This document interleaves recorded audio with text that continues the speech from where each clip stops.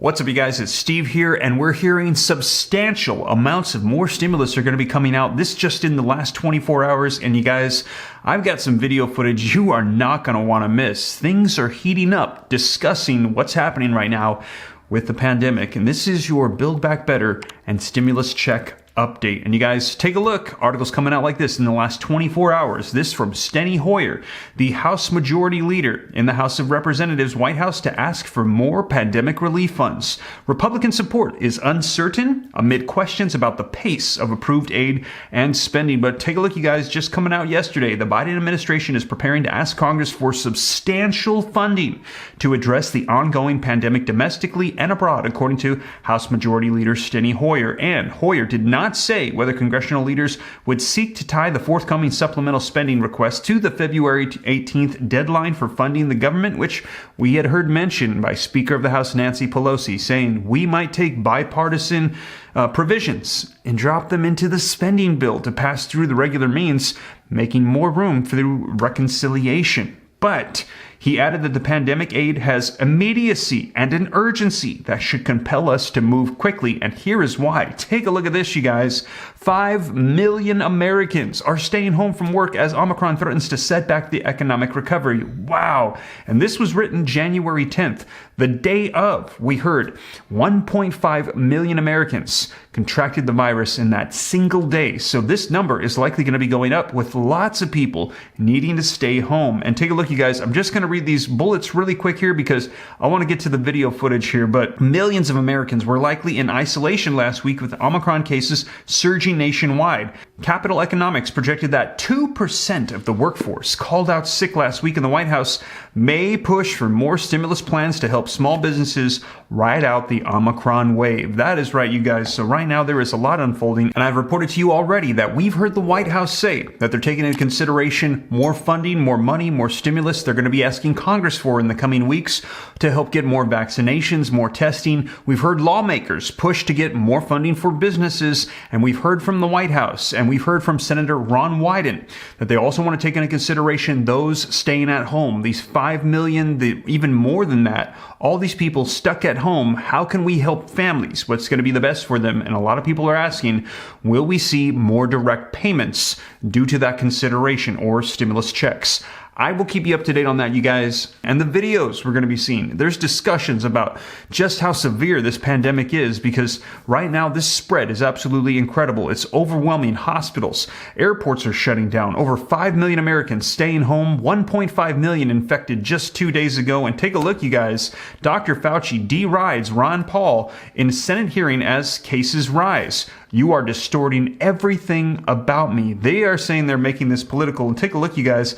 Dr. Fauci calls Republican Senator a moron under his breath during a tense hearing. And you're not going to want to miss this. This is really intense, you guys. And also, take a look, you guys. Psaki and Fox News reporters spar over Biden's pandemic of unvaccinated comment. She says you're 17 times more likely to go to the hospital if you're not vaccinated and 20 times more likely to pass away. Wow, you guys, this just coming out a couple days ago as well. Going to be sharing with you that video footage too, and it is pretty heated, as they're saying, is this a pandemic of the unvaccinated or not? And they're going to get into the details of vaccinations in this, you guys. So, man, let me know your thoughts, and this is all going to be determining how much stimulus is going to be needed, how bad this pandemic is hitting. So, we're going to dive right in, get you caught up on the latest, and also wanted to mention that the new channel is live, Steve Ram Finance. And I share with you in the first video some advice I received from a multimillionaire several years ago when I asked him how to become financially free. And he said, I will tell you the secret.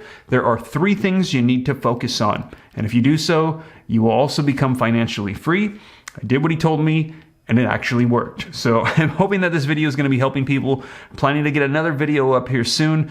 Just got set back a little bit with the sickness, but hopefully going to get another one up. And if you're interested, I'm going to pin a comment down below, and I'll put a link as well. Go click it. You can subscribe, watch those videos. I hope they're a blessing. But you guys, let's go ahead and dive right in. And let's start off by smashing the like button for the YouTube algorithm. Just takes a second. Really helps out the channel a ton. Thank you so much. Also, leave your comments. Share this out. If this is your first time here and you'd like to stay up to date, don't forget, hit the subscribe button, turn on the notification bell, totally free to come join the Ram fam.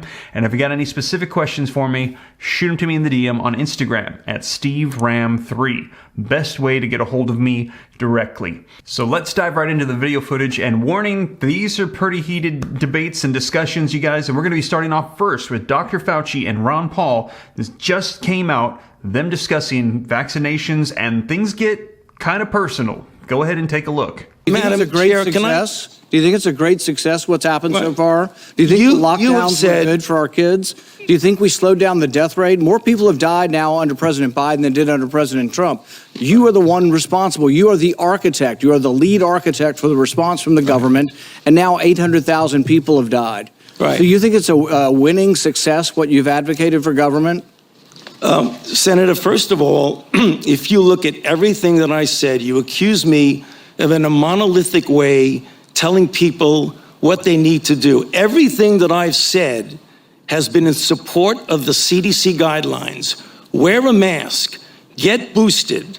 And you've advocated to make it coercive take done a look through at force, everything and you've that I've advocated that said. it be done by mandate. Right. You've advocated that your infallible opinion be dictated by law. Right. So again, Madam Chair, I would like just a couple of minutes because this happens all the time. You personally attack me, and with absolutely not a shred of evidence of anything you say. So I would like to make something clear to the committee. He's doing this for political reasons. What you need to do is, he said in front of this committee. Do you think your takedown of three prominent epidemiologists was not political? You don't want me to finish, my because you know what I'm going to say. That was the question. Senator, were you political in taking down these three prominent epidemiologists? Senator Paul, if you would please, I'm going to allow this, Dr. Fauci to respond. We have a number of senators who would like to ask questions, and I would like him to be able to respond. Please do so. So the last time we had a committee, or the time before, he was accusing me of being responsible for the death of 4 to 5 million people, which is really irresponsible. And I say, why is he doing that? There are two reasons why that's really bad.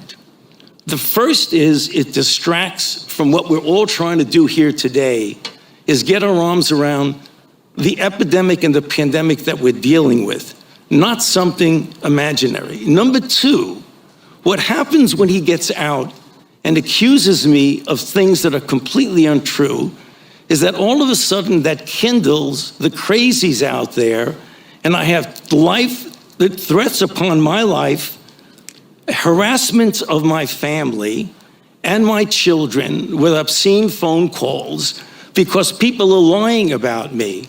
Now, I guess you could say, well, that's the way it goes. I can take the hit. Well, it makes a difference. Because as some of you may know, just about 3 or 4 weeks ago, on December 21st, a person was arrested who was on their way from Sacramento to Washington, D.C. at a speed stop in Iowa. And the police asked him where he was going, and he was going to Washington, D.C. to kill Dr. Fauci. And they found in his car an AR-15 and multiple magazines of ammunition, because he thinks that maybe I'm killing people. So I ask myself, why would Senator want to do this? So go to Rand Paul website, and you see Fire Dr. Fauci with a little box that says, contribute here. You can do $5, $10, $20, $100. So you are making a catastrophic epidemic for your political gain. So you have politically attacked your colleagues and in a politically reprehensible way attacked their reputations. Okay, you won't defend it. You won't argue it. You'll just simply turn around the attack. We're going to continue this hearing. We have a number of questions from other senators. One more minute, please. Well, Dr. Fauci, I really appreciate your response, but we do have a number of questions from senators, and we do have a second round, and I'm being asked to make sure that everybody has their time. So thank you. Thank you very much for allowing me, Madam Chair. Okay. Wow, so there you have it, you guys. Let me know your thoughts in the comments down below. And also, we've got another one. Take a look at this one. And Dr. Fauci actually calls the senator a moron under his breath at the end. Take a look. You have an annual salary in 2020 was $434,000. You oversee over $5 billion in federal research grants. as the highest paid employee in the entire federal government, yes or no, would you be willing to submit to Congress and the public a financial disclosure that includes your past and current investments? I don't understand why you're asking me that question. My financial disclosure is public knowledge and has been so for the last 37 years or so, 35 years that I've been director. The big tech giants are doing an incredible job of keeping it from being public. We'll continue to look for it. Where would we find it? All you have to do is ask for it. You're so misinformed. It's extraordinary. Why am I misinformed? This is a huge issue. Wouldn't you agree with me that you see things before members of Congress would see them, so that there's an air of appearance that maybe some shenanigans are going on? You know, I don't think that's. I assume that's Senator, not the case. What are you talking about? It's not the case. My financial disclosures are public knowledge and have been so. You are getting amazingly wrong information. So I cannot find them. Our office cannot find them. Where would they be if they're public knowledge? Where? It is totally accessible to you if you want it. For the public. Is it accessible to the public? To the public. Great. We look forward You to are reviewing totally incorrect. Well, we Senator look forward to Marshall, reviewing it. What a moron. Jesus Christ. So there you have it, you guys. Let me know your thoughts in the comments down below. And I believe, let me know your thoughts. The reason why he was bringing this up and investments is because he's suggesting that maybe Dr. Fauci has invested interests in seeing the pandemic continue on. And so he's trying to point that out. Now, why did he bring up his salary? For that one, I'm not entirely sure. Let me know your thoughts, because I do believe that federal employees, it is public record, right? I think you can just kind of look it up. I'm not sure, though. Let me know your thoughts on that one, you guys. And also, take a look at this. White House Press Secretary Jen Psaki and a Fox News reporter getting into it over what Biden said was a pandemic of the unvaccinated. Take a look. I understand that the science says that vaccines prevent death. But I'm triple vaxxed, still got COVID. You're triple vaxxed, still got COVID. Why is the president still referring to this as a pandemic of the unvaccinated? Well, I think, Peter, there's a significant difference between, and you just experienced this, and not to expose your public health experience, but I can speak to mine as well. I had been triple vaxxed. I had minor symptoms. There is a huge difference between that and being unvaccinated. You are 17 times more likely to go to the hospital if you're not vaccinated, 20 times more likely to die. And those are significant, serious statistics. So yes, the impact for people who are unvaccinated is far more dire than those who are vaccinated. Will the president update his language at some time to be more reflective of the fact that people who are triple vaccinated are catching and spreading COVID?